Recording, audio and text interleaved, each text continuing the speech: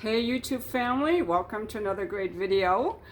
Today we're going to talk about denial. It's fascinating to me how people can latch on to a story that they fabricate in their own mind contrary to any evidence. You can show them all the evidence you want, but they're so focused on the denial of the evidence. Okay, we're going to be talking about the Karen Read trial.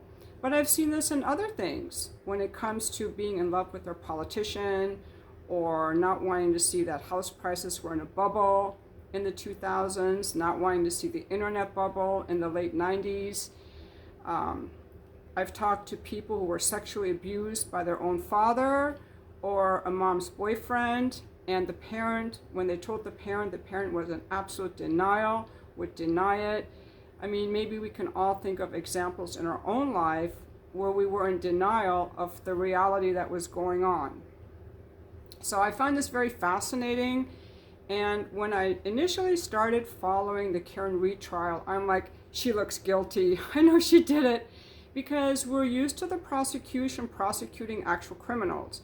We're used to the prosecution bringing a case when they have evidence. That's what we're used to seeing. And I thought she looks guilty. I'm sure she's guilty. Then I watched the trial for like a day, and I'm like, ooh, there's no evidence here. She's definitely framed.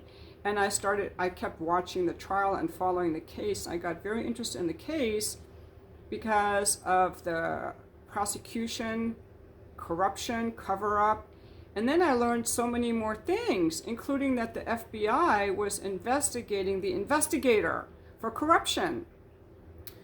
So I already made a lot of videos about this, but this video today is going to be about the interview that the dead officer's brother did with the local news station.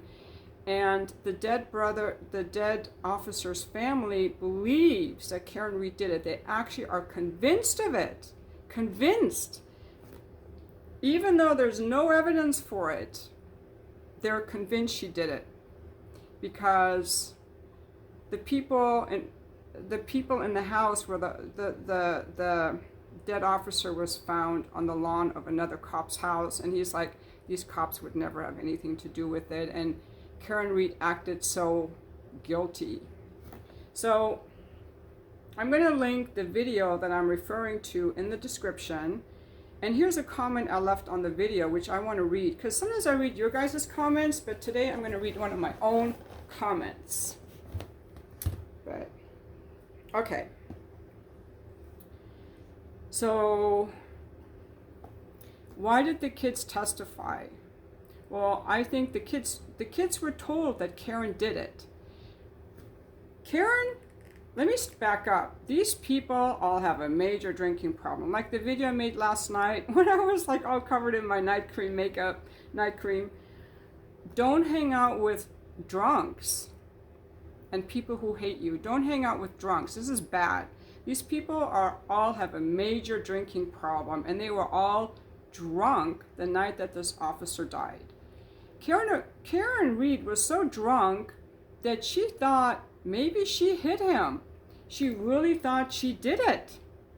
She thought it was her fault. And I don't know how long she thought it was her fault. Maybe for weeks or months. She hired a DUI attorney right away. And she felt horrible. She thought she did it. And so her behavior afterward was of a person who thought they did it, who was traumatized by it. Oh my God, I killed my boyfriend. Did I do that? And he's dead. She was just out of her mind. And really hungover, I'm sure. And then immediately, John O'Keefe's family also thought that she did it. I don't think she was very close with them, because during the interview it came out that after she went over there to get her stuff, she said, I'm not going to see you guys again. I don't think that they got along very well. And now that John was no longer around, there was no more reason to deal with her, because they obviously hated her. Okay? She thought she did it, and they thought she did it. And they started telling the kids she did it. Now, Karen Read actually had bailed Paul, this brother who did the interview, out of jail when he had a DUI 2 years prior. paid for his lawyer, and she set up a trust fund for the kids. She tried to be a good, stepmom person to these kids that John O'Keefe was raising, his niece and nephew. And the kids loved her. She has letters and all that saying, my life is so much better for you in it. But they started telling the kids that she did it. And the kids, I'm sure they were horrified and terrified and traumatized by it. So that's why they testified. That's why they wanted to testify, because they were gaslit and lied to, in my opinion. Okay, the kids were told Karen did it, so of course they testified. Paul is in denial, that's the brother who did the interview, and also projecting his own DUI from October 2020 onto Karen, where he was going 24 miles an hour. And notice that they said Karen backed up at 24 miles per hour. That footage of that data from the car backing up at 24 miles per hour was done when the police officers backed up the car to bring it onto the tow truck. That is the only time that was when the car backed up, maybe fast, I don't know. But it's interesting that he could be projecting, because I'm sure he felt so guilty. He seems like a really cool guy, that Paul O'Keefe. He's very handsome. I found him very attractive. He seems like a good guy, and I think he's just in denial, and I think he must feel super guilty about that DUI. Like, why would a guy in his 40s drive so drunk at 4 in the afternoon and hit a guy? Like, these people have serious mental health issues to be getting drunk at that age. I stopped getting drunk when I was 21. I was done with getting drunk.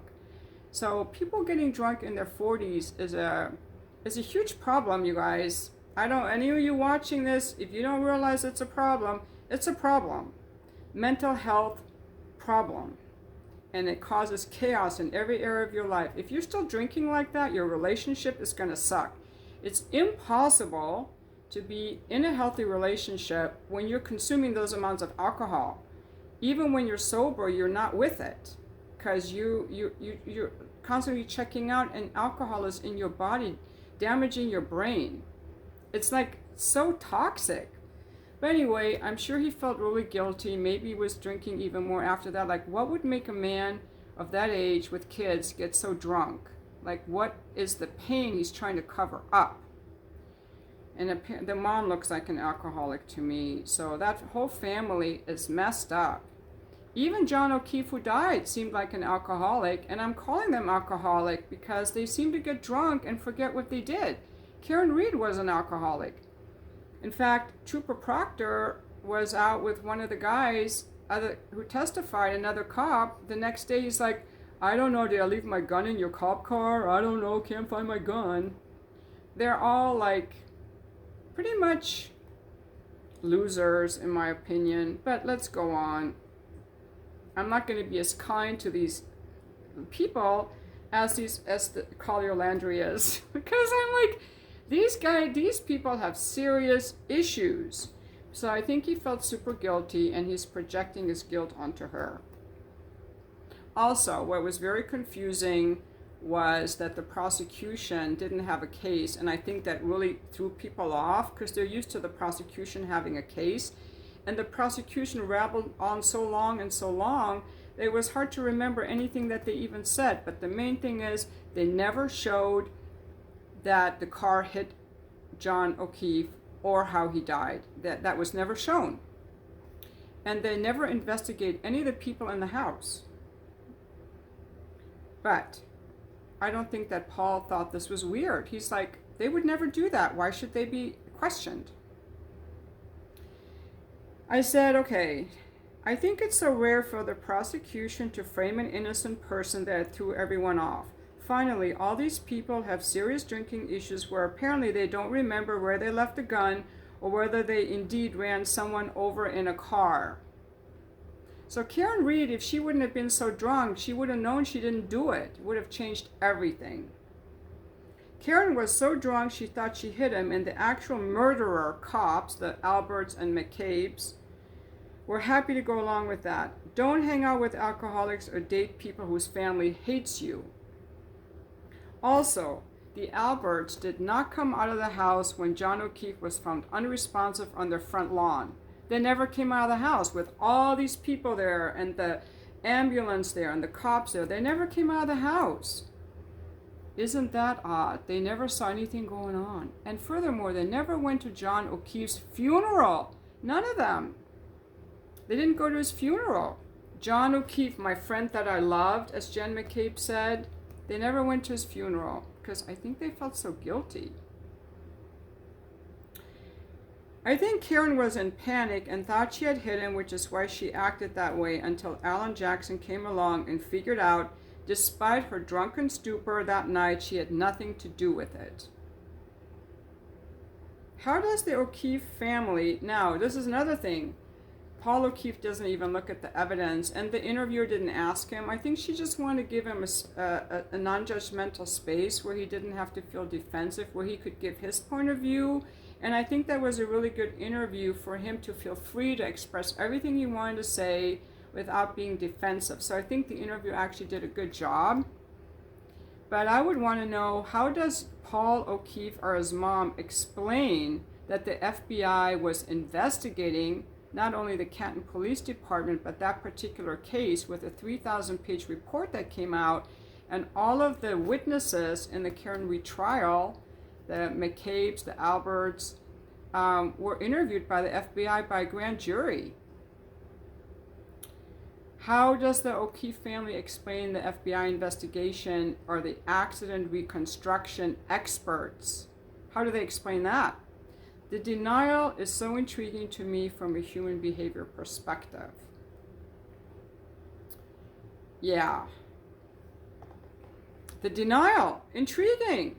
None of the evidence mattered to them that the witnesses, the Alberts and McCabes, destroyed their phones, destroyed their SIM cards, were never investigated until by the FBI. Like, none of this matters, because when people are so committed to, this is how I see the world, sometimes people are in denial for their own safety and security. You know, like the mom who didn't want to realize that her daughter or her son were abused by the boyfriend or the husband. If she had to face that, she would have to face her own complicity in allowing it. She would have to do something about it. She might have to get divorced, and she's emotionally and financially dependent on this guy, socially dependent.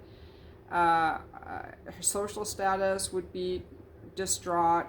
So they have to cling to this lie. But other times people actually believe it.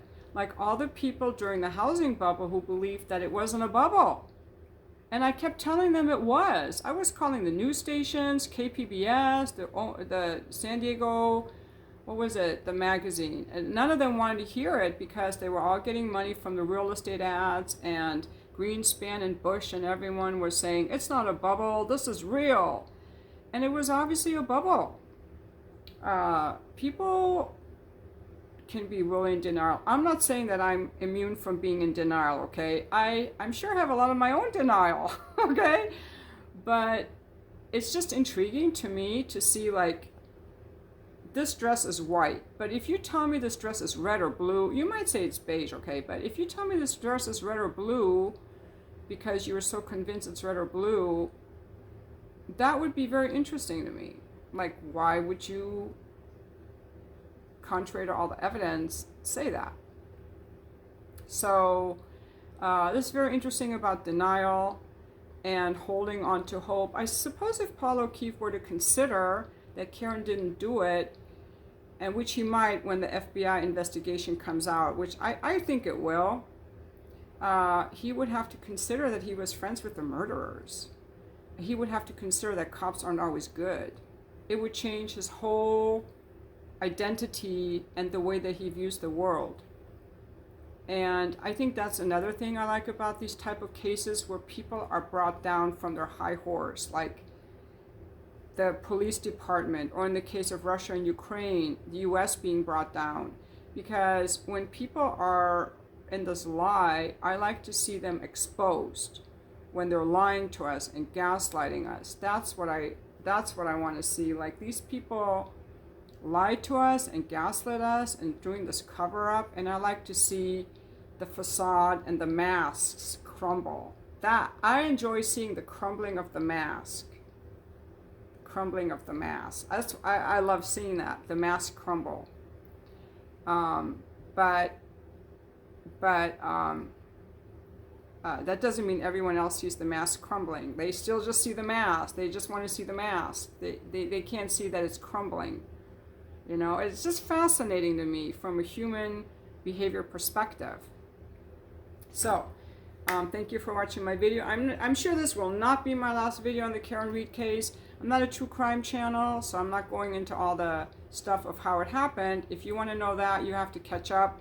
I'm just here to tell my, thoughts about it as I have them. And thank you so much for watching my video, and happy 4th of July, everybody!